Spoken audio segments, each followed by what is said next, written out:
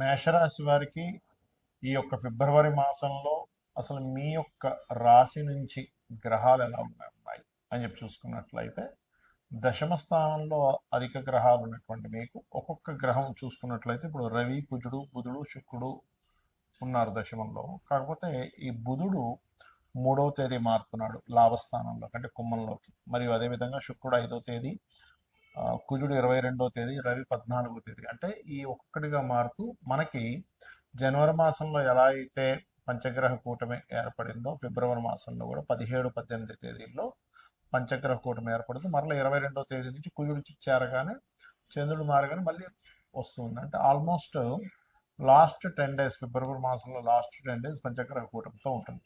అదేవిధంగా మీకు ఎల్నాటి నడుస్తుంది.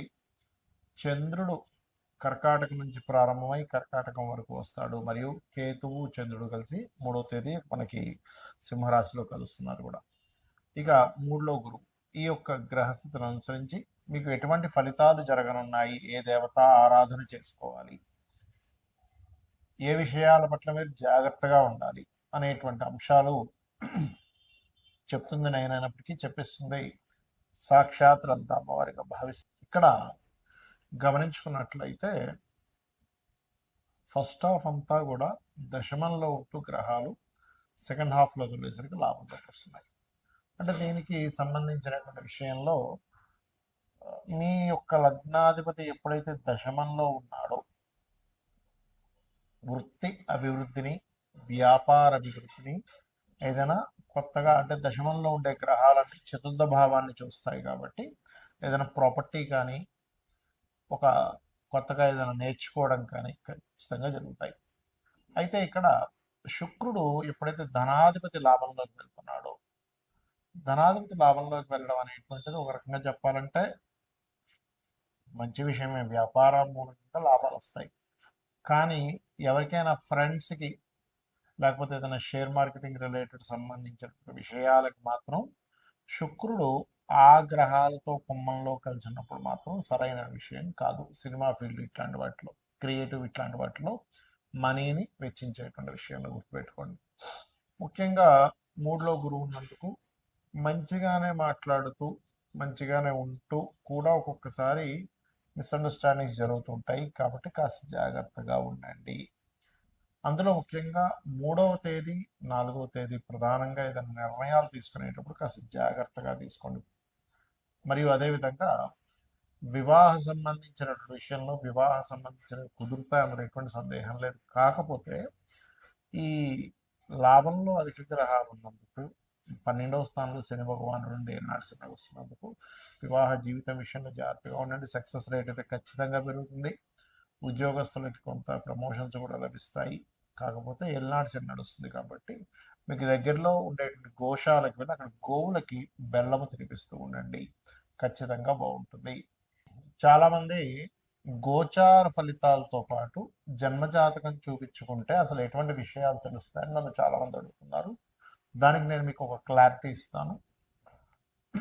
మొట్టమొదటిగా మనకి జన్మజాతకం అనేటువంటిది ఎలా ఏర్పడుతుంది, మనము పూర్వజన్మలో చేసిన కర్మలు, ఈ జన్మలో చేస్తున్నటువంటి కొన్ని నిర్ణయాల మూలంగా కూడా మనకి గ్రహాల యొక్క అనుకూలత, ప్రతికూలత అనేటువంటిది లభిస్తుంది.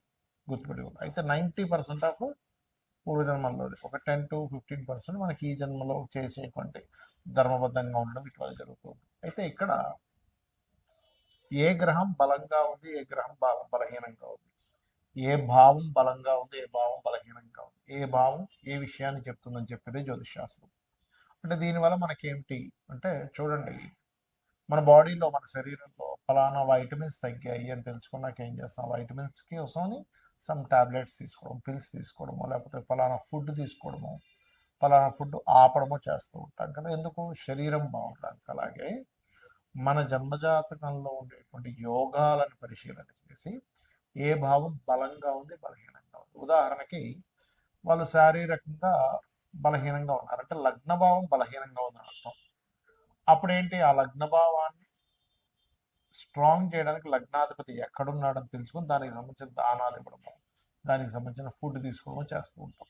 అలాగే ధనం ఎంత మనం ప్రయత్నం చేస్తున్నా ఇవాళ రేపు సొసైటీలో ఇబ్బంది పడుతుంది ఏదైనా ఉంటే ధనం కోసమే ముఖ్యంగా. దాని తర్వాత రుణరోగ శత్రువుల కోసం ఇబ్బంది పడుతూ ఉంటారు. అయితే ఇక్కడ ఈ ధనాధిపతి ఎక్కడ ఉన్నాడు అనేది ముఖ్యంగా తెలుసుకోగలగాలి. ధనాధిపతి గనక బాగున్నట్లయితే చాలా మంది చూడండి పెద్దగా ఏం చదువుకోలేదండి, కానీ ఏంటో ఆటోమేటిక్గా డబ్బులు వచ్చేస్తున్నాయి ఆయనకి, ఆ వ్యాపారం పెట్టాడు ఈ వ్యాపారం పెట్టాడు అనుకుంటారు. అంటే చదువుతో సంబంధం లేకుండా ధనం వస్తూ ఉంటుంది కొంతమంది. మరి కొంతమందికి అసలు ఆయన పెద్ద పని చేసే అవసరం ఉండదు. ముత్తాతలు ఆ, రకరకాల ప్రాపర్టీస్ కొని ఉంటారు, వాటి రెంట్స్ వస్తూ ఉంటాయి. ఏమిట్రా ఇది అనిపిస్తుంది. అదంతా పూర్వజన్మ కర్మలు. అయితే ప్రతి మనిషి కూడా వాళ్ళ రెండవ అధిపతి ఎలా ఉన్నాడో చూసుకోవాలి. రెండవ స్థానాధిపతి కనుక బలహీనంగా ఉంటే వాళ్ళు ఎన్ని ప్రయత్నాలు చేస్తున్నా ధన విషయంలో పాపం వెనకబడుతూనే ఉంటారు. ఆ ఒక్క చిన్న లిటిగేషన్, అంటే చిన్న ఎగ్జాంపుల్ చెప్తా చూడండి. ఒక వ్యక్తికి ఇక్కడెక్కడో క్లాట్ ఏర్పడింది అనుకున్నాం. ఈ చెయ్యి కాలు తిమ్మిరిగా అయి పెరాలసిస్ వచ్చింది, సంథింగ్ ఆగిపోయింది. మీరు ఎంత చేస్తున్నా సరే మీకు సెట్ కాదు అంత ఈజీగా. క్లాట్ ఎక్కడ ఏర్పడిందో అది కరగాలి. అది కరిగితే రక్త ప్రసరణ అయితే దాని వేవ్స్ కనెక్ట్ అయితే బాడీ మన బుర్రలో ఉన్నటువంటి మెదడులో ఉన్నటువంటివి ఏవైతే ఉన్నాయో అవి కనెక్ట్ అయితే అవి ఖచ్చితంగా ఆటోమేటిక్గా వాళ్ళకి సెట్ అయిపోతుంది. అట్లాగే మనం పూర్వజన్మల్లో ఎక్కడ ఏ కర్మ మూలంగా అక్కడ ఆగింది, దానికి సంబంధించినటువంటి విషయంలో మనం ఎట్లా తెలుసుకోవాలి అనేటువంటి విషయం చెప్తుంది జ్యోతిషాస్త్రం. కాబట్టి మీ ధనాధిపతి ఎవరు, ఆ రూపంలో మీరు కనుక చిన్నప్పుడు చదువుకోవడము, దానికి సంబంధించిన వర్క్స్ నేర్చుకోవడం ద్వారా బాగుంటుంది. అదేవిధంగా మనం చేసే ప్రయత్నాలు అనుకోండి, మనం ఏ దిశలో ఉండాలి, అలాగే సంతాన అభివృద్ధి, అసలు సంతానం ఎప్పుడు పొందితే మంచిది, సంతాన అభివృద్ధి అవ్వాలంటే ఏం చేయాలి, మనకి ఇవాళ రేపు అందరూ ఇబ్బంది పడుతుంది దేని గురించి అంటే రుణాలు ఉన్నాయని, రోగాలు ఉన్నాయని, శత్రుత్వాలు ఉన్నాయి. ఇవి అసలు ఎందుకు ఏర్పడుతున్నాయి, మనం ఏ కర్మ వల్ల వీళ్ళందరూ ఏర్పడ్డారు మన చుట్టూ, అలాగే వివాహం అసలు ఎప్పుడు చేసుకుంటే మంచిది, ఇలాగా అనేకమైన విషయాలు. అంటే ప్రొఫెషన్లో ఎందుకు ఎదగలేకపోతున్నాం, ప్రొఫెషన్లో ఎక్కువ చేంజ్ అయితే మంచిదా, విదేశాలకు వెళ్ళుంటే మంచిదా, లేనట్లయితే ఇన్వెస్ట్మెంట్స్ ఎప్పుడు చేస్తే మంచిది, ఇలా ఒకటి రెండని కాదు, అనేకమైనటువంటి అంశాలు. రత్నం గురించి కానివ్వండి, మనం తెలియక ఏం చేస్తామంటే ఏదో రత్నం పెట్టేసుకుంటాం. అలా కాకుండా స్పెసిఫిక్గా మీకు ఫలానా రత్నం వల్ల కొంత సపోర్ట్ లభిస్తుంది. ఒక విషయం చెప్తాను, రత్నం పెట్టేసుకోగానే వెంటనే కోటీశ్వరుడు అయిపోతాడు అనేది పూర్తిగా అబద్ధం. కొంత మీకు సపోర్టివ్గా ఉంటుంది. ఎలా అంటే ఒక మనిషి చూడండి డిప్రెషన్లో ఉన్నప్పుడు ఒక ఫ్రెండ్ వచ్చే ఎందుకు ఏమవుతుంది ఇంకా అని ఒక చిన్న ఒక మాట మనకు తెలియని ఒక గుండె ధైర్యాన్ని ఎలా ఇస్తుందో, సేమ్ యాజ్ ఇట్ ఈజ్ మీరు ఏదైతే రత్నాన్ని ధరిస్తారో ఆ రత్నము కూడా మీరు ఏదైతే స్పెసిఫిక్గా ఫలానా గ్రహం బాగుంది అన్నప్పుడే ధరించాలి. అదర్వైజ్ మీరు రత్నం అవాయిడ్ చేసేసి చక్కగా రుద్రాక్షం లేకపోతే మీ ఇష్టదైవం యొక్క రూపైనా ధరించవచ్చు. అలా అసలు మీరు రెగ్యులర్గా చేసేటువంటి పూజలో ఏ దేవతని ప్రత్యేకంగా మీరు కనుక పూజించినట్లయితే మీ పూర్వజన్మ కర్మలు తగ్గుతాయి అనేటువంటిది. సరే జాతకం లేదు, అప్పుడు ఏం చేయాలి, ఫైనాన్షియల్ గ్రోత్ కావాలి అనుకుంటున్నారు, ఓం సంపత్కరి సమారూఢ సింధుర ప్రజ సేవితాయ నమః, లేదా ఓం ధర్మాధ్యక్ష ధనాధ్యక్ష ధనధాన్య వివర్ధనే నమః చేసుకోండి. అలాగే అది అప్పులు ఉన్నాయి, ఓం అపర్ణాయ నమః చేసుకోండి. లేదండి నాకు ఉద్యోగ సంబంధించిన విషయంలో ఇబ్బంది ఉంది, ఓం మాణిక్య మకుటాకార జానుద్వయ విరాజితాయ నమః. అలా కాదు, ఎంత సంపాదిస్తున్నా లేకపోతే ఏం చేస్తున్నా నాకు హ్యాపీనెస్ లేదు, లేదా బిజినెస్ ఇంప్రూవ్మెంట్స్ అవ్వట్లేదు అనుకునేటువంటి వారు ఓం ఇంద్రగోప పరిక్షిప్త స్మరతోనా భజంగికాయే నమః అని మంత్రం చేసుకోండి.